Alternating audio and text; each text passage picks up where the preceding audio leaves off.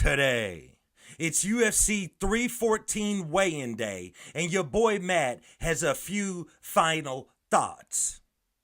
A few fights that have gone a little bit under the radar. And two other fights that we just need to shed a little bit of light on, because there's some high stakes at play. All of this and more on today's episode of Matter of Fact MMA. What's up? What's happening? Let's go. What's up, guys? We right back at it. We right back with it. It's your boy, Matt. It is UFC 314 weigh-in day. And like I said at the tippity top, your boy got a few final thoughts. So, I've already, if you haven't had a chance to watch it, I did 2 videos ago, I did my preview of UFC 314 main event and co-main event. Volkanovski, Diego Lopez, Michael Chandler, Paddy Pimblett. Still pretty much have the same thoughts, all right? But that's going to take me into a fight that I believe needs, there's some stakes at play here in a way.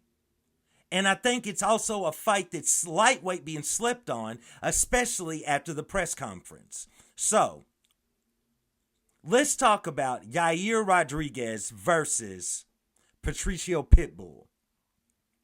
So when you're looking at this fight, just, you take yourself out of, MMA fandom, MMA hardcore.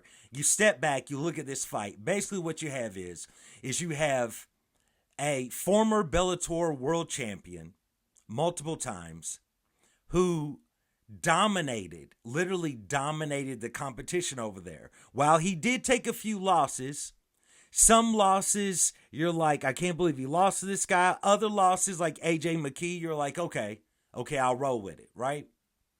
So the thing is you have a guy that was in a smaller organization. He was a big fish in a small pond, and now he's over here with the sharks in the UFC, right? Then you have Yair Rodriguez, a guy that is former interim featherweight champion of the world. He's had quite a few opportunities with a lot of spotlight on him, high stakes. Sometimes he comes through, sometimes he doesn't. You know what I'm saying? He had the whole deal with Jeremy Stevens. It took forever for them to fight. After their first fight got called off due to an eye poke. They almost had a riot there in Mexico. You know what I'm saying? So he goes out there and he beats, a probably washed Brian Ortega at that time, even though Brian Ortega extended it. But he still, extended his career, I should say. But still, he goes out there, he beats a Brian Ortega who sometimey, you know what I'm saying?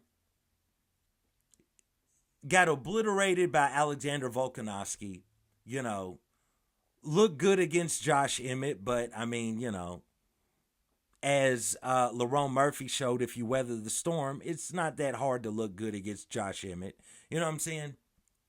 But what I notice when I look at these two guys is Yair Rodriguez, first round Yair is outstanding. A scary, scary, dangerous fighter. You know what I'm saying?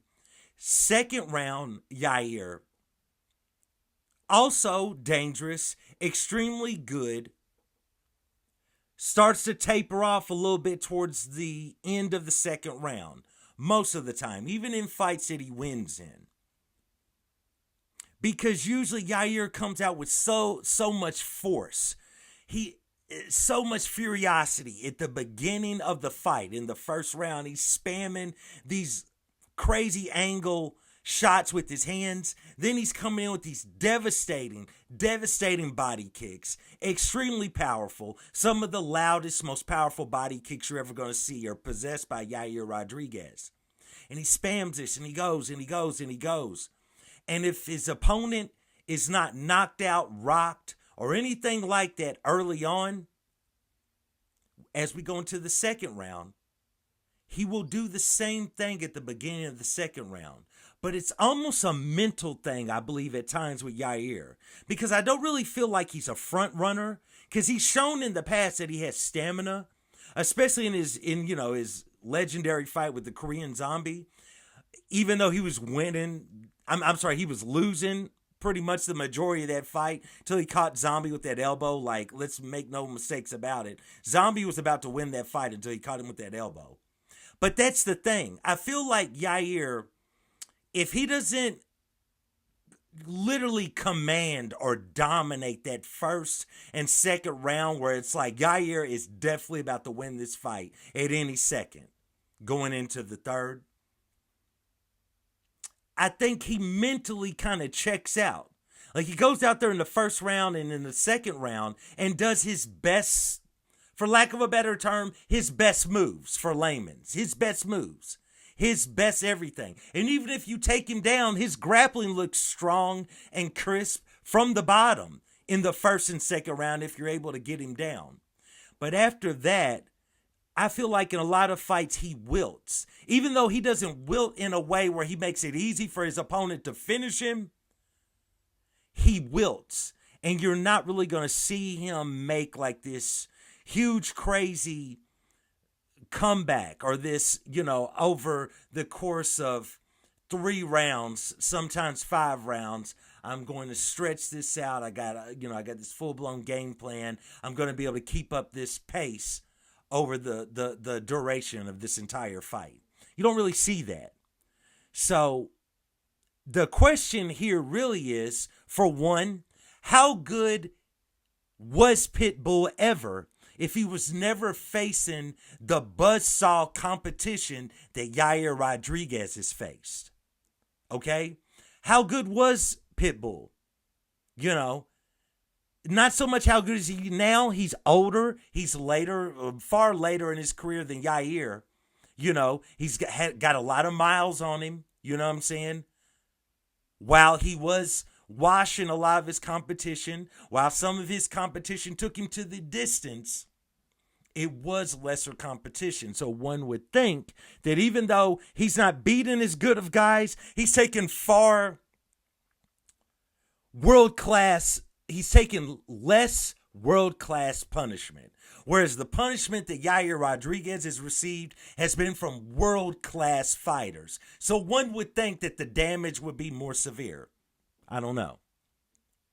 Nevertheless, when you're looking at this, the other question that you got to ask here is, Yair's already, I'd say, probably made fairly decent money in his career. He's already been an interim champion in the UFC. He's had a lot of spotlight fights put on him. He's even got a customized UFC belt. Like, all the tremendous champions over the years that have accomplished so many things, Yair Rodriguez is one of the few, not the only, but one of the few who got a customized belt. Really? You know what I'm saying? Yair Rodriguez got a customized belt. Anyway, that was a side rant. The real question is, we know that Yair Rodriguez has got a fire, a.k.a. the UFC 314 press conference was becoming a snoozer. Everybody kind of being nice to each other, everybody being complimentary of each other, also language barriers galore. But Yair Rodriguez starts saying things about Diego Lopez. These two men erupt. They stand up. They have to be held back. They're saying all type of crazy things to each other, who knows, in Spanish. But nevertheless, bro, it erupted. And Yair had this fire, that you usually see at the beginning of his fights. He had this fire and this intensity that he hasn't shown whatsoever for his fight with Pitbull. But it was his fight with Diego Lopez. Pitbull's calm. Pitbull's collected. He's not bent out of shape about anything. He's gone under the radar of the entire fight week. You know what I'm saying? So one would say Pitbull's older, might not have been the greatest fighter, period, because of his level of competition if you want to compare it to the UFC. But he doesn't seem to be rattled by anything. And he's already kind of trying to set seeds for him to get a featherweight title shot if he's victorious over Yair. I don't know if he ever would, but who knows how the way the featherweight division will shape up depending on if Diego Lopez is able to go out there and get the win. And Pitbull get the win. So you got to look at it, and I'm not saying that I'm choosing Pitbull. Smart money says you go along with Yair Rodriguez, but I definitely think there's a world for Pitbull to upset the apple cart, if you will. Just because if Yair wins, no doubt, Yair's future is made if he wins this fight and Diego Lopez beats Alexander Volkanovski for the featherweight championship. There's your next fight. And it'll probably go down at UFC Noche. You know what I'm saying? I think they're going to do a Noche too. You know, so there's that.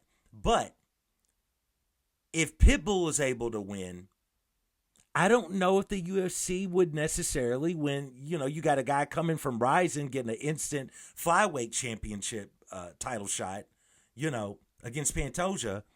I don't know if the UFC would make him wait because everyone's expecting him to lose. And more than likely, if Pitbull wins, it's going to be via stoppage or knockout. I don't see it being by submission, and I don't see it going to the scorecards. So it's probably going to be kind of a viral KO or viral kind of stoppage because that's the only way that Pitbull rolls. It's the only way the homie moves. So you might slot him in there for a featherweight championship, you know, title shot further down the road. Further down the road. I'm not saying right now. Further down the road, though. Maybe one fight down the road. If Yair wins, he might just go right to the top. Who knows? Because UFC would like to capitalize on that heat between him and Diego if Diego also wins. Very interesting. Very, very interesting. Let's talk about Bryce Mitchell. Let's talk about Jean Silva. Very interesting. So you have Bryce Mitchell, who at times gets cheered, at times he gets booed. It kind of depends because the fan base, the casual fan base, I will say, of the UFC is kind of hitting that Attitude Era WWE time period where a lot of fighters that most would consider in all walks of life the villain or the heel, they will get cheered by UFC crowds of casuals. You know what I'm saying? That's just where we're at. That's the rise of Sean Strickland. That's the rise of Kobe Covington. You know what I'm saying? That's just what it is. And now Bryce Mitchell, from his comments that he said about, you know, certain clear villains in the past. Clear villains. Never been disputed. Clear villains until you start hollering at Bryce Mitchell. But nevertheless, bro, Bryce Mitchell should be the heel. He should be the villain at all times, right? But like I said, the UFC crowd of casuals, they hit that WWE Attitude Era, early 2000s level when like DX and Stone Cold and all these guys that kind of blurred the lines were on the top. You know what I'm saying? Where it's cool to cheer for the villain or to cheer for the guy that nobody likes. You know, it's cool to kind of go against the status quo and cheer that guy, right? So that's kind of where Bryce Mitchell is at. Most crowds are going to boo him, but a lot of crowds, I kind of expect him to be cheered tomorrow night at UFC 314 over Jean Silva. Even though most people F with Jean Silva. They like him. You know what I'm saying? He's been explosive. He's been exciting. He's different. He's unique. But there's going to be a lot of fans in the house for Bryce Mitchell. I don't think that takes anything away from Jean Silva. I feel like with the way the fan base is going, anybody that fought Bryce right now, Bryce is probably going to be cheered over them. With that being said, a lot of things at stake in the social media, you know, talking point world in this fight. Not so much no title shot implications, not so much ranking implications like that. It would be a huge win and a huge fight for Jean Silva. But, you know, it's more so if you're behind everything that's, you know, if you're totally against Bryce Mitchell and you feel like you're on this moral soapbox and this moral high ground and you stand for, you know, all of these things and you don't want to see a villain like Bryce Mitchell win, then it's all on the line for Jean Silva. He can't go out there and lose to this guy. It's like when Leon Edwards fought Kobe Covington, and Kobe Covington had talked about his father who has passed away. It was all on the line for Leon Edwards. He could not lose that fight. He couldn't go home to his family after losing that fight. You know what I'm saying? It's hard to sit down at Thanksgiving dinner after you lost to the dude that served your father who is now deceased. You know what I'm saying? So there's a lot on the line for Jean Silva. But there's a lot on the line for Bryce Mitchell. Because Bryce Mitchell seems like, I'm not out here saying he's like this intelligent dude like DC who's playing the media and doing all this stuff. But I do think on some level, he's smart enough to realize that he has now got this growing fan base, even though he said these deplorable things. So I'm sure he knows if he goes out there and gets a win over Jean Silva, that's big. That's huge. You know what I'm saying? And he's got a little bit of ground to stand on, and it puts him a step closer in the rankings, puts him a step closer to eventually, no time soon, realizing a title shot if he keeps winning. And imagine the juggernaut he could be if he ends up getting a fan base like Sean Strickland had a couple of years ago and like Colby Covington had a few years ago. Especially given the climate of the country with who is running the United States of America right now. Elon Musk, and who's his sidekick? The actual president. So, you know what I'm saying? That's what I'm saying. It's like, he could be a huge, huge force in the UFC if he's able to pull off this win over Jean Silva. There's so many worlds where Bryce is able to go out there and control Jean Silva on the ground in the grappling or hold him up against the cage to kind of frustrate him and take him down and hold him down. And we go through this for 3 rounds and Bryce Mitchell wins by the scorecards. There's a world where Bryce Mitchell might be able to submit him on the ground. There's definitely so many worlds where Bryce Mitchell could win this fight because he's not a bad fighter. I'm not a fan of him, but he ain't a bad fighter. But there's something different about Jean Silva. He seems to be extremely cerebral, and he masks the fact that he's cerebral by playing this character, right? You know, he has the slowest walkout in history. He walks to the octagon extremely slow. He's crying. He's emotional. He looks like he can't believe this. Then when he enters into the octagon, he generally greets his opponent, and he's so gracious, and he's crying. He's thanking him for being there, and then he becomes a stone-cold killer by the time the bell sounds. And then you never know. His fighting style, he kind of lulls you into a false sensibility. Kind of like Yoel Romero. Kind of lures you in. He's kind of rocking and swaying. He lures you in to a false sense of hope that, man, this guy ain't nothing. This guy's easy work. And then wham, he moves so quickly, so explosive. He strikes so quickly. And even if you dodge the attack or you block it or you eat it,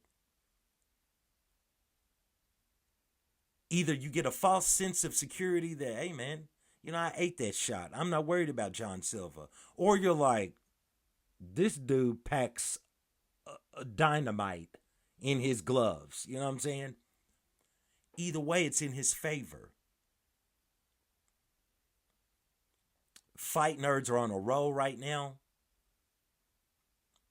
All of them seem to be extremely cerebral, but they disarm their opponents by the whole fight nerd shtick. You know what I'm saying? I'm not only rooting for, but my prediction is that Jean Silva goes out there and gets the job done.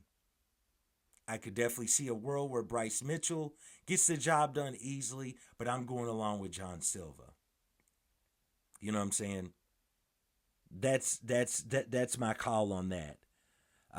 You know, there's so many good scraps on this card. You know, Yan Xiaonan stepping in there with Virna Jandiroba. Outstanding, you know, title implications right there in the strawweight. Jim Miller stepping in there with Chase Hooper. I got Chase Hooper. I got new father, man, Chase Hooper. He's a man now, you know what I'm saying? He put on muscle. He's ready. His striking looks better. His submissions are on point. I got Chase Hooper. Darren Elkins dusts off the cobweb, steps in there with Julian Erosa. That should be interesting. You know, interesting fights, man. Interesting fights. I'm anxious to see it. Can't wait to check it out. Just wanted to talk about those couple little fights, man. Please like, subscribe, comment. Let me know who you got winning both of these fights. And once again, I do want to thank you guys for joining me for another episode of Matter of Fact MMA. And I'll check you next time. Peace.